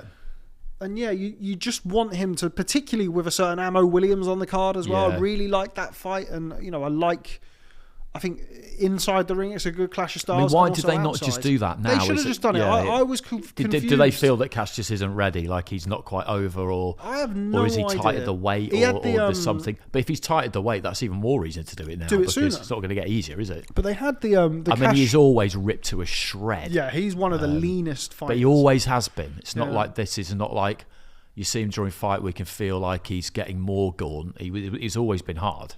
I mean, he boxed Celso Neves in December, and they had Ammo Williams was ringside for that, and it looked as though that was going to happen, but he had a cut, which kind of implied to me that he was going to be pushed back, and then now they're both back on the same date on the same card, but not fighting each other. No, they're doing that whole HBO semi-final thing, aren't they? Yeah, which I think there's obviously a place for that when it comes to matching and building a fight, but you kind of feel like there was no real reason just not to done do it. Yeah, they've just done it. Like maybe that's what he needs. I mean, maybe he needs something to really focus his attention and put that fear in him. To get you sort of on that razor's edge where you need to be. It could be that. But it is a bit odd that they're both on the same card, but not fighting each other. I really like that fight as well, and I feel like there's a lot to like about that fight. They're polar opposites outside the ring. Yeah, and and it was great. Like they're nice little kind of nice, but they're spat, and it was showing a little bit of needle and animosity after the fight. I thought it was the right time to do it. But here they are. They're back. They're on different cards. And a fight that I don't like as well for Ammo Williams against River Wilson Bent. River Wilson Bent, kind of domestic, sort of English title level opponent. And I think it's a hard night's work for him on the back of a real shellacking that he took against Hamza Shiraz last time out. It was stopped in 2 rounds, River Wilson Bent. It's not a fight that I'm in love with, Andy, I have to be honest. No, I hope he's getting well paid for it. Yeah. And that's the kind of only thing you can say about it, to be honest. And, he had those fights with Tyler Denny, and he's a good fighter. And maybe he's got to that point where he's thinking, I may as well take this because the financial offer is better than anything else he's going to get offered. And you can completely understand it if that's the reasoning behind it. But it's a properly tough assignment. He will earn that money. Yeah, whatever it may be. He's never going to turn down an opportunity to box on an Anthony Joshua undercard. No, of course. It's still something that it's a really hard night's work for him, you would think, against Ammo Williams. As somebody who, he's had his own issues in and out of the ring in recent times, to say the least. He was over with Prograis, wasn't he? Yeah, he came over a while back. I remember going down to the Peacock to see Prograis, and he was there for about a month, and he was living in Plaistow. It's just down the road from where I live. And there was him and Taras Celestiuk and another sparring partner whose name I forget now, but they were just quite a tight little crew, just spend all their time together for a month. And I chat to him quite a lot, and I like him. I enjoyed his company. He had a bit of a meltdown, didn't he, basically? Yeah. He had some real serious issues. Serious issues outside. They're in credit to Matchroom and Eddie Hearn. Eddie Hearn, who, is part of the episode, I guess you would have to call it. Was aimed at Eddie Hearn and leveled at Eddie Hearn. And I feel like, Ammo Williams, by his own admission, I think the first fight that he did when he came back, he boxed on a Matchroom USA card, and he said, Eddie saved me. Eddie was able to bring me back, and Eddie gets a lot of criticism, some of it deserved. But credit where credit's due. But what it does also show is that he definitely does believe in him as a fighter, because if he didn't, he'd be gone. Yeah, he's got all the talent in the world, and was able to kind of come back from a very serious incident. Would hope that both him and kind of when you look at it, you take a step back and you look at Felix Cash and Ammo Williams. Why hasn't that fight happened? And then you start thinking, because they've both had respective things that have been going on outside the ring. It's not. It goes back to what we were talking about earlier, as kind of like fighters as humans and Yeah. not just, oh, well, Yeah. why haven't you fought him? Well, I was having some issues, actually, mate. And it's just Yeah. sort of, you actually work those things out. But yeah, I expect Ammo Williams to look good against River Wilson Bent in a fight that I'm not massively looking forward to seeing for the reasons that we've just outlined. Elsewhere on the undercard, Fabio Wardley returns against Michael Coffie. Michael Coffie, at once upon a time, was a decent prospect over at PBC. He had those fights with Johnny Rice. Fabio Wardley was in that great fight against Nathan Gorman, but I guess not the type of opponent that we expected for Fabio Wardley, but somebody in Michael Coffie I expect to be quite durable. I expect him to kind of give Wardley some rounds, which I think is still the thing that's missing from him at this stage of his career. Yeah, I think that's fair. I mean, I've taken a while to make my mind up about Fabio in terms of his ability level. I've always really bought into him as a character, and it wasn't that I wasn't unnecessarily doubtful of him in any way. It was just that he had a series of quite odd fights. Larty was an odd fight. You can look at it and think, wow, if he can put someone down cold with that kind of a right hand, particularly someone who's been around the block a few times, then wow. Or you can look at it and just think, it's a bit weird. Yeah. And I couldn't get that out of my head, and maybe that was unfair. And then you see him in against Eric Molina, who's a former world title challenger, and Eric Molina's developed a habit, though, of giving it a crack for a round or two and then just kind of going down and staying there. So, again, you take care of someone like that in the fashion that he did, and you think, I really want to just give him all the credit for it, but I can't quite, because I know what this guy's kind of up to these days. But the win against Gorman, fair enough. And I've been wanting to get on board with Fabio as being the real thing, if you like, because he's just got so much going for him. You know, he's an engaging character. He's an intelligent bloke. He just understands it all, as far as I can work out, about how this business works, how it is a business. He doesn't seem to take criticism very personally, and I think there's a lot you can do with him. We saw Fraser Clarke at the weekend, and he's shouting Fabio Wardley's name.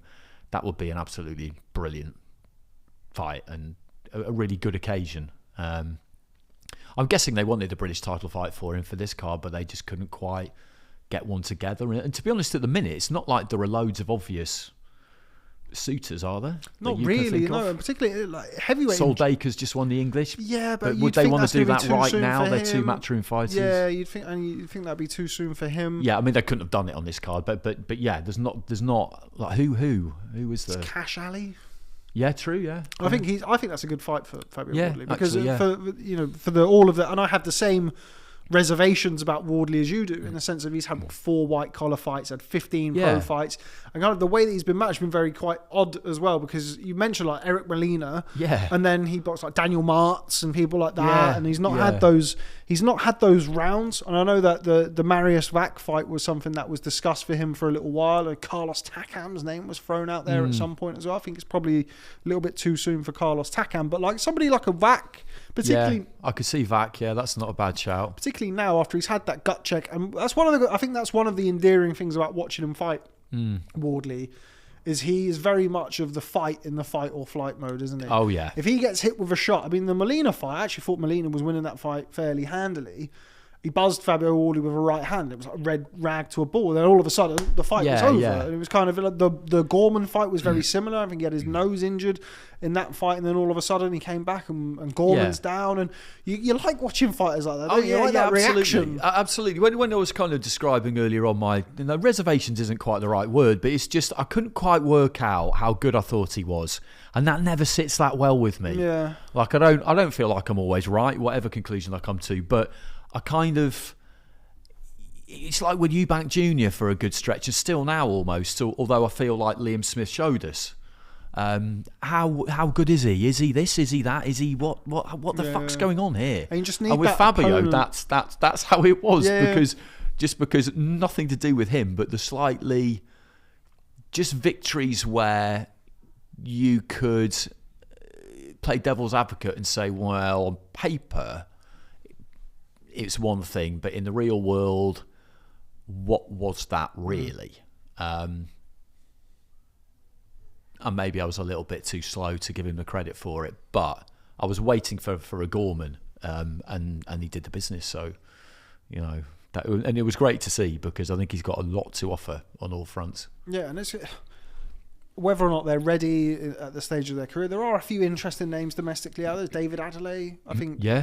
David Adelaide's a kind of interesting prospect. I think he needs a lot of development, but it's going to be interesting to see where they try and take Adelaide. I kind of wonder whether or not, I think he boxed for a WBO European recently.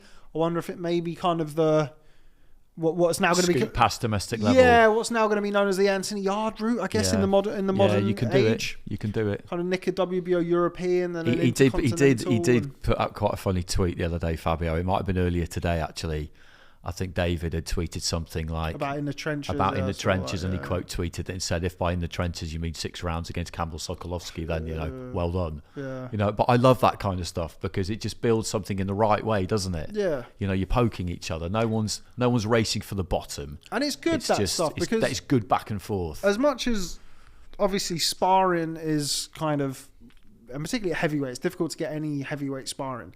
So a lot of the domestic heavyweights have kind of all sparred together and seem like quite friendly and stuff like that, which is all very well and good, but it means like we don't get to see them fight. Like you always constantly people go like, so, oh yeah, well, I get on really well with him, like Fabio Wardley and Johnny Fisher, for example. Yeah. Like, it's great. I see a lot of rounds of him. Blah, blah, blah. He's sort of like, yeah, okay, it's great, but we kind of want to see like a bit. What's he doing training wise now, Fabio? He's working with Ben Davison. That's right. Robert's still involved, isn't he? Robert Hodgins. Yeah, Robert Hodgins, his white collar coach. I think that's a good move. I mean, it's going to be difficult because I think it is too, and I think when I met those two when they turned pro, I was I liked Robert in the same way that I liked Fabio. He just seemed like a sensible guy, an intelligent guy who cared about his fighter and who was there for the right reasons.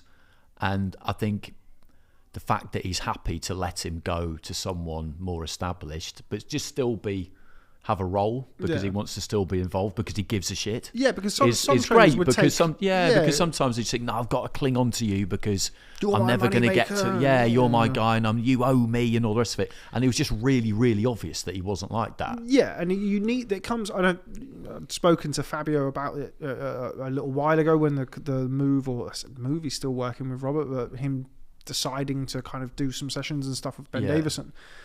And he said, that they were aware that there was going to come a point where he was going to require that, and it's good. It's good to sort of realistic. See that. It's that is just realism, and he's still involved. He's still part of the journey, and I'm sure he's not just doing him a favour. Fabio wants him there because he knows that in him he's got someone who cares about him in a way that someone you haven't known as long probably can't. So yeah, they're a good team. I think he's still with Dillian, is he, as an advisor? Yeah. So he's still managed by Dillian Whyte and his team. But it's going to be interesting to see what happens with him. He wants to win the British title outright. We mentioned there's not really a whole host of opponents. No. Is he fight by fight at the minute, is he? I believe so. Yeah, I believe so. That's interesting. I mean, Sol Dacres has won the English, and that has to mean something when it comes to getting a British title shot. But it's not impossible that off the back of beating people like Sokolowski and Bogdan Dinu and Espindola that the board, they could get a kind of little request to mandate Fraser Clarke. It's not beyond the realms of possibility, consider is it? Amateur experience and senior level right, of course, yeah. And then it goes out to a purse bid, and that fight to me seems like a fight that could do really well. I think it could do really well. I think that could do really, really well. I think like if you had. You built that properly because they know how to talk, they know how to sell it. Go. Like I think they're both. I think they've both got enough of an ego whereby they would want to give it that, but not too much where they'd really take it too seriously, if that makes sense. No, I think they get it absolutely right. There would be you wouldn't be nervous around those press conferences that it was going to go south in the way that you don't want it to. But they're neither of them are going to involve in any like pantomime nonsense where you get the feeling that it's not real. It would just be, I'm going to tell you how it is, and then but I think it'd be great. And when you get those get two heavyweights together, they can be the nicest fellas in the world anyway, and they start talking, and it starts. It's like organically, it just happens. They want to be the big man in the room, don't they? You walk into a room and you think, I can anybody, and then he's on the other side and he thinks exactly the same thing. Yeah. There's only one way to find out. Those are the build-ups that I really enjoy because you do have that whiff of danger because you've got two big bulls, like you say, in a small pen, and you've got to be careful because anything kind of can happen at any time, but also you can trust them. Yeah. That's only ever really likely to happen at a weigh-in or something like that. The rest of the time, when the fight's that little bit further away, it'll be good. It'll be good stuff. And just the fact that they've, look at their routes in, they're just polar opposites. One with an Olympic medal and years on the GB setup, and the other with 4 white collar fights. It's great. It's really, it's good because it gives whatever way you're looking to get into boxing, if you are as a fighter, you can identify with something in either one of them. I'd be all for that. Yeah, all for it. I'd really like to see that fight. Hopefully we can see. I'm just going to try and run through the rest of the undercard. Do apologise to anybody that we may miss out. Campbell Hatton returns on the card. I feel they've done a really good job with him recently with not really thrusting him into the limelight as much. Probably a good idea to stop boxing him at the Manchester Arena and constantly regaling us with the same tales over and over and over again. But he comes back. Have you seen much improvement from Campbell Hatton? Do you think? Yeah, I think so. I think he definitely has improved. I did feel a bit sorry for him when he turned pro because I did as well, yeah. he understood that a massive part of his story was his dad, and he's a good talker and he's a very pleasant bloke, and he got that.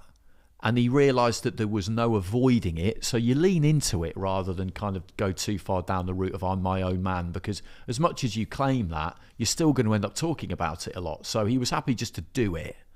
But there was no need to make him kind of like the Flow or chief support on pay-per-view cards right from the beginning, because they would have known what level he was at in terms of his ability. They would have known. And it was a bit painful, the fight at Spurs, because he lost that fight, but he didn't lose it. And since then, they've kind of taken him. That was the tipping point, wasn't it? Yeah, they've taken him off the main stage, if you like, and just let him get on with it, because you don't know. I mean, I had Gomez on the weekend, Mikey Gomez Jr., and he started on a couple of big cards, signed with Frank Warren. Gomez isn't as big a name as Hatton, but he was a big name, and it was kind of his own fault, Mike. He didn't really take it seriously enough, but he then disappeared off the big stage until Saturday, and he had to go away and he had to prove that he was serious about it and learn against a whole host of really seasoned away corner guys. And credit to him, he's done it. And Hatton probably needs to do the same thing, because Gomez won an English title. Is Campbell going to get much above that? Maybe, maybe not. We'll see. He needs to get the fights in, basically. It's easy to look back on it now and say, "Oh, they didn't do him any favours by doing this and doing that," but it does work both ways. He got big exposure. Yeah, I mean, so I'm just looking for a thing now. They boxed him in Bilbao in the next fight after that, which I thought was a really good idea. They did it with they had like an Austria show a couple of years ago. Yeah, Hrgović was on it, wasn't it? Yeah, Hrgović on it. They had Dalton Smith on it. Dalton Smith was on it. That's John right. Hedges was on it as well. Who also had like his professional debut was. I'm all for that, because it's like we were saying earlier on, when we were talking about Italma on the review pod. Get them out, get these lads out. You've got Matchroom Italy, Spain. Get them out, get them fighting. Way down the card, it's just a different experience not to be in England, not to be in the UK. It might not seem that different, but there will be differences, and you get used to them. It was quite common, wasn't it, back in the late 90s, early 2000s? You would see fighters. Gomez went and boxed in America once. Hatton boxed in America really early. People kind of forget, but he had a fight in Madison Square Garden when he was like 3-4-0, something like that. And when he went back there years later, you couldn't have predicted it was going to happen. But when he did, it would have meant something that he'd been there once before. It's all good stuff, isn't it? It certainly is. Right, now all of the boring heavyweight stuff's out of the way. We can talk about Ramirez, Andy. Robacy Ramirez, My man. double Olympic gold medalist and Andy Clarke's favourite fighter, not called Eubank, returns this weekend against Usyk-Joshua for the vacant WBO featherweight title. Yeah, I mean we're both part of the Robacy Ramirez fan club. We are both on the El Tren train, which is the train. But yeah, in all seriousness, a good fight as well. As good a fight as you'll likely really get for vacant titles. Dogboe, experienced former super bantamweight champion, been in some great fights, earned his spot as well. Yep. For the featherweight title. But yeah, I think it's fair to say that we're both expecting Robacy Ramirez to add to his stellar amateur record and pick up his first world title, Matt. Andy. Yeah.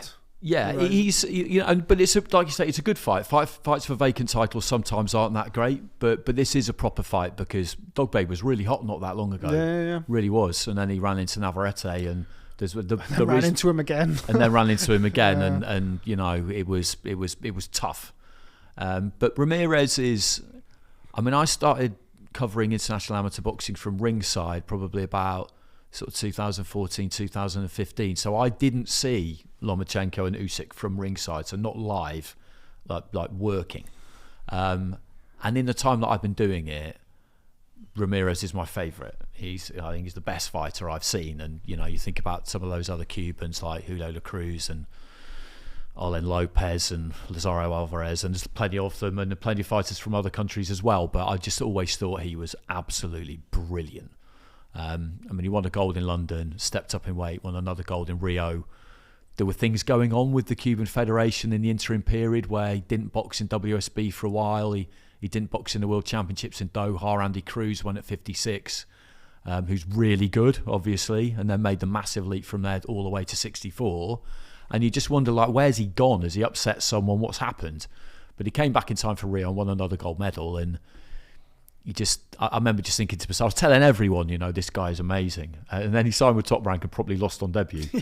And I just thought, oh no, because it's still a massive big deal to go pro for a Cuban. It's this seismic thing you have to do, which is defect, essentially. And it still is the right word for it. You leave family behind, you leave everything behind. The culture could not be more different when you go to the United States, and that's very often a problem. And he jumped over the wall at a training camp in Mexico, I think it was, and then they got held on the border, him and Ioannis Argelagos, I think. But no one really knows what happened because you don't get details. You'd have to ask him, and he may or may not tell you. But it's been great to see him just get on track since then and hopefully go on and achieve as a pro what he should, because he's so good. He went over to Salas, didn't he? And once he was with Salas, just settled down. Yeah. And kind of that familiar... I mean, Salas is a master anyway. You don't have to be Cuban, but it helps. But it helps. It certainly helps. He's very much kind of... Well, he knows what you've done, doesn't he, in terms of leaving home and all that kind of stuff. And I don't think you can really... Unless you've had to do something like that, I don't see how you can possibly really understand. No, because it's not just like, leaving a club or something like that, or leaving like it's leaving your work or something like that. It's quite dramatic stuff. Just going on to... Usyk-Joshua. His resume since the Navarrete fights, he's come back in good fashion. Chris Avalos obviously a long time past his best, had a really good fight, a make or break fight, which I actually didn't think he would win, against Adam Lopez. Adam Lopez, good fighter, better than his record suggests. Won that fight, and then he beat Christopher Diaz and Joet Gonzalez. The last fight against Joet Gonzalez, which a lot of people were predicting Joet Gonzalez to win that fight. And he's earned his spot. He's earned his place back at the table. But yeah, I mean, coming back a few years ago... Yeah, they put him in some fights, didn't they? Top Rank put him in some fights where it's kind of like, doesn't really matter if he wins or not. Let's see who wins. And he's won them, and he's got back to it. Because, I mean, there was a period of time, like... I mean, we mentioned Melissa Takimoglu, who works at Top Rank. There was a time when she was his PR, and he was doing all of the Neho stuff. Yeah, he was really, really hot. He was really hot. He was going to be the new Azuma Nelson. That's it. As was often the case in boxing, it probably came a little bit too early.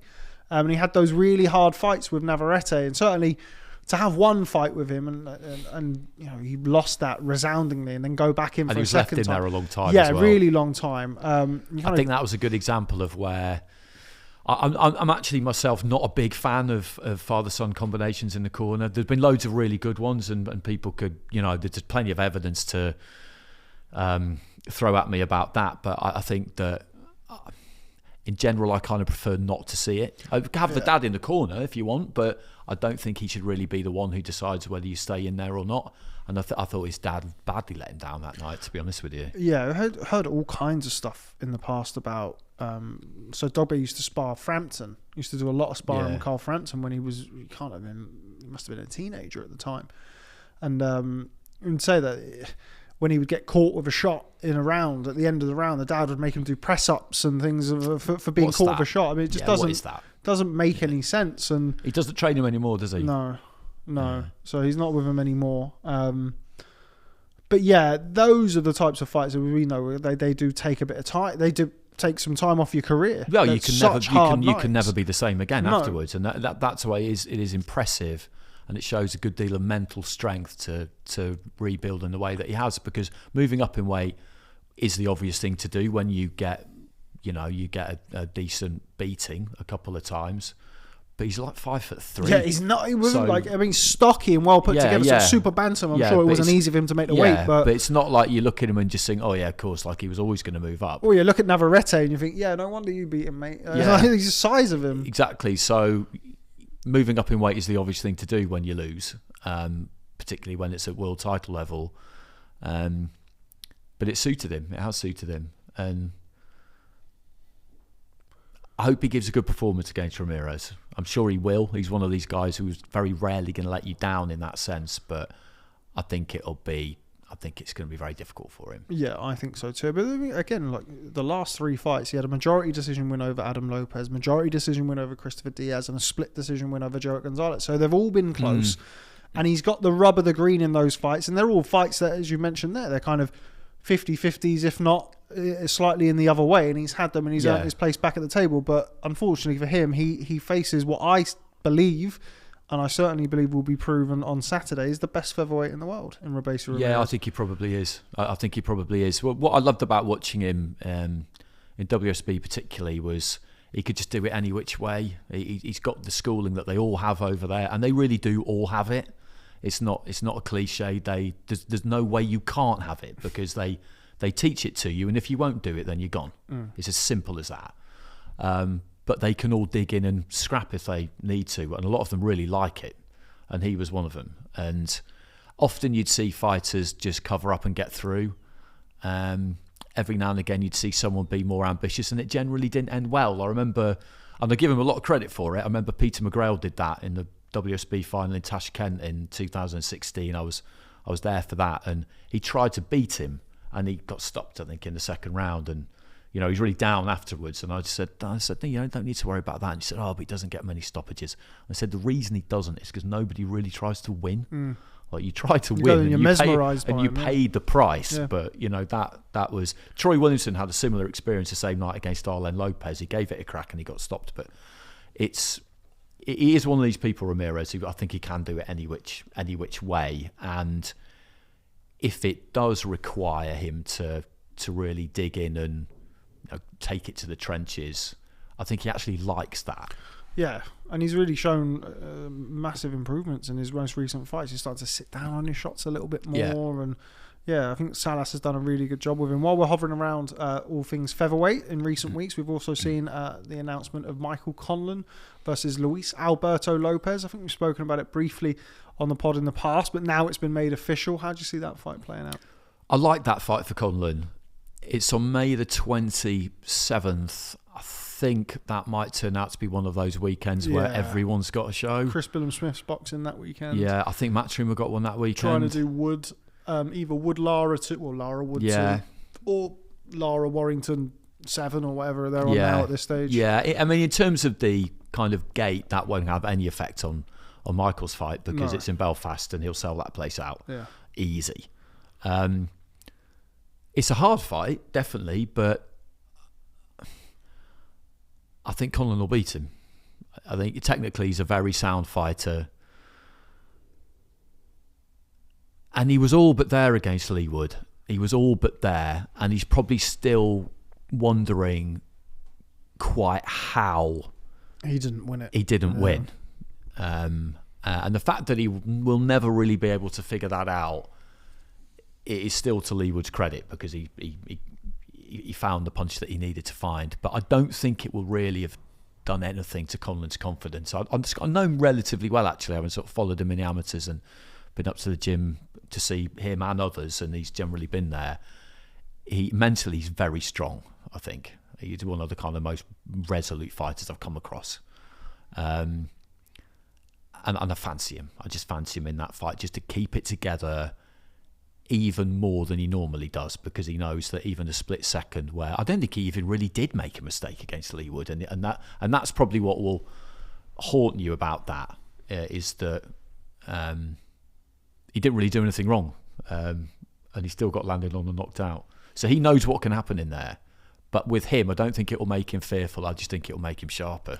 Yeah, and I don't see Lopez being the type of one-punch hitter that Leewood potentially is at featherweight. He's sort of more of an attritional guy.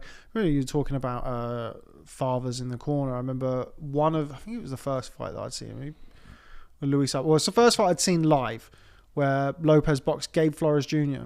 Right. And he really beat Gabe Flores Jr. Oh, God, that was awful. Really bad. Yeah. And the last couple of rounds was terrible. Was as bad as I've seen it. And I remember after the fight, and I'll never forget it, his dad said that he left him in there to teach him a lesson. That's awful, isn't it? Really bad. That's I mean, back in the in decades gone by, the Border Control had a rule that you couldn't have a blood relative in the corner, and then they changed it, I think, in the early 1960s. I remember reading about Billy Walker, the sort of heavyweight London sensation from the 1960s, and his brother trained him, but he couldn't go in the corner until, I think, about 1962, something like that. And I understand that rule, and the WBC, amongst a number of other things they kind of posited a few years ago, one of them was to have a look at whether you should have your dad in the corner or blood relatives in the corner. There's pros and cons to it. I mean, some father-son combinations have been brilliantly successful, but the idea that you leave someone in there to teach them a lesson is absolutely absurd. Let alone your own son. Yeah, I mean, I did see a fight in Germany it would have been last year now, female fight. Nina Meinke was fighting Eva Hubmaier, and I'm pretty sure it was Hubmeier's dad in the corner. And he just obviously wanted her to go the distance. She's been over here, hasn't she? Yeah, she has. Yeah, she's a tough girl. Yeah. He obviously just wanted her to go the distance. And Meinke's not a big puncher, but a sharp puncher and a really good boxer. And she was just getting beaten up round by round. And they got to the end, and he just left her in there, and then celebrated when the bell went like they'd won. Like for him, obviously, going the distance was a win. And I just wanted to get in there and just slap him because, what are you doing? It's awful. I remember Carl Moretti being on the ring apron and trying to get the referee's attention to stop the fight for the last 30 seconds. Real uncomfortable viewing. Like Flores, and Flores I don't think has been the same fighter since. We've seen him beat. I think he's been beat twice since then. And he was kind of well thought of prospect at Top Rank. Maybe matched him, obviously in hindsight, wonderful thing, matched him a bit too hard against Luis Alberto Lopez, who was an experienced guy. There's nothing. There's just too much. There's kind of nothing worse, is there? It really is like when that kind of feeling around ringside. You get when a fight should be stopped. And it isn't being stopped. Awful. You really feel it, don't you? It's this like resentment. Yeah. I really feel it off former pros because I'm sat in the middle of two normally, and like I've done most of my TV commentary with Macklin, and we've had a few like that, and you can feel him starting to boil up. Yeah. Like, why the fuck are you letting this go on? Like, look at him. Yeah. Don't ask him if that's Macklin's big things. Or don't ask him if he's okay, because he's just going to say yes. Because he's fearful of if he says no. Give him his pride and just pull him out. The Gamal Yafai one recently was really bad. Yeah. Did you see that one? Yeah, I did. Yeah, that was really bad. That's as bad as I've seen recently. And Gamal Yafai is too tough for his own good. I mean, he showed that in the Cunningham fight. In the Cunningham fight, he was dropped 3 times. I saw that he one. sort of wailing his way back in. But the Ruiz fight, I think. It really is painful to watch when you've got someone who I don't know how they end up. I don't know how they end up getting a license. I mean, you can't know when someone goes to apply for a license, but it's something that all commissions and governing bodies should take notice of. If you've got a brave corner, You know, suspending somebody's license for not knowing when to stop a fight. It is not always the easiest thing to judge, but if somebody's got a bit of form, then I would love to see licenses taken away for that. Absolutely. Right, while we're hovering around the subject of the featherweight division, mentioned Mauricio Lara, Lee Wood. Seems like we've got like a little bit of a standoff at the minute between Warrington, Wood, Lara.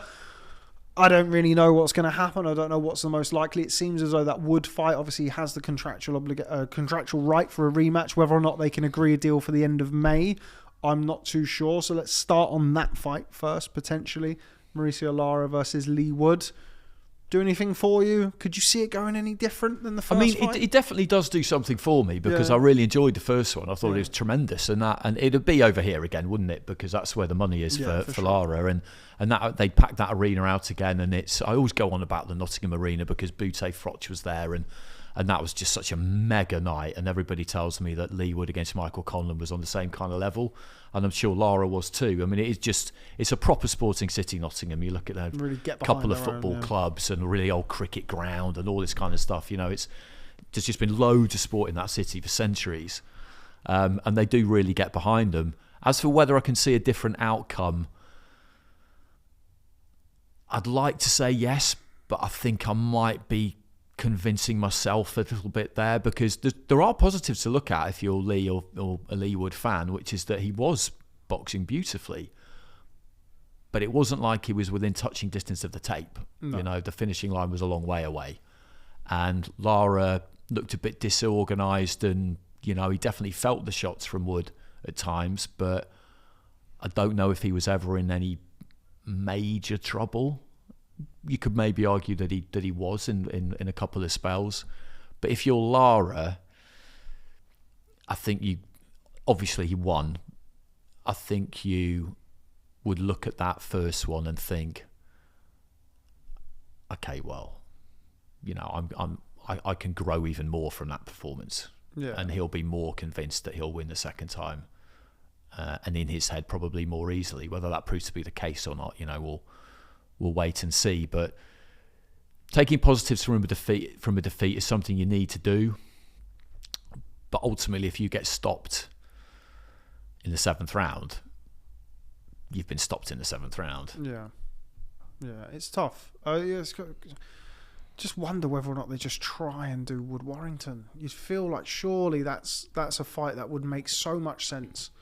Doing Wood versus Warrington, and I don't know, maybe I'm sure Mauricio Lara would be, fine to go and take a voluntary and potentially revisit that afterwards, because I feel like he'd think, okay, well, I've already beat Wood, I've beat Warrington in beat both of them in good fashion. Let them work it out, and then I'll fight the winner. Yeah. If I were him, I wouldn't be averse to that. I think that would make a lot of sense. And that's a really easy fight to sell, isn't it? Wood against Warrington. Whereas a Lara rematch, it's not the same. It's not the same level, is it? No. I think Nottingham would still come out for it. I think it would still do well. I think they would. But then if he loses that fight, then it kind of really takes the Warrington fight's kind of gone, isn't it? Exactly. It takes a lot of the luster from that. Yeah, exactly. Yeah, that in itself is the best reason, isn't it? Is do that Warrington fight whilst that's still an easy sell, and then fight Lara, and if you beat him, then brilliant. Whoever wins out of Warrington and Wood, the winner fights Lara, and if they manage to beat him, then happy days, keep going. And for either one of them, really, if they lose, you'd be tempted maybe to call it a day there. To me, I think Warrington's only going to come back for a big fight. I can't see him wanting to come back and no, I can't take a 10-rounder. No, sort of. No, I can't try and have another run at things that way. I think he's a big enough name and has been a big enough name over the last 4 or 5 years at featherweight. Still brings with him a travelling army of fans that he'd fancy his chances. He might end up with, I don't know, a voluntary defence against Ramirez or something like that. Yeah, you never know. He's still somebody with Michael Conlan wins the title, he might fancy it. Conlan Warrington would be good. Yeah, it's a really easy sell, isn't it? You know, if Michael was the title, if Michael was the titleist, well, in that equation, it'd either be unification or Michael would be the titleist. Then Josh would have to go to Belfast, which is away from home, apart from his early days where he did it a lot. He hasn't done that for a long time. That'd be a good one as well. Right, I think that's about it for our weekend preview. We are going to circle right the way back to the heavyweights now. And before we finish up, we're going to go for prediction time. How do we see Anthony Joshua faring this weekend against Jermaine Franklin? I think he's going to give us a good performance. He's going to step out into the middle of the ring. He's going to feel like he's got a point to prove. He's going to be kind of a little bit nasty and irritated that he's got to go through this to get back to where he needs to be. And he's going to take him out just past halfway. Get on the jab, do those things we used to see him do. But then when he gets an opening, mercilessly jump in and finish him. That is what we used to see him do, isn't it? He wouldn't jump all over someone and smash them up from the beginning. Like people, like we said before, they kind of suggested that that's how he used to be. It wasn't how he used to be, but get that jab working, big man fight, get on top of him, show him who's boss, and then when he gets an opening, just take him out. Sounds about right. I'd love to see that. Sounds about right for me. That's how I look at this fight. That's what we should see. Yeah. I think that's what we should see. We need to see it, don't we? Yeah, I think Joshua getting behind the jab, everything comes off the jab for him. There you go, exactly. And I think if he gets behind the jab, bring the right hand into play, somewhere around 6 or 7, I think Anthony Joshua will stop Jermaine Franklin and set up Joshua versus Whyte too at some point this summer.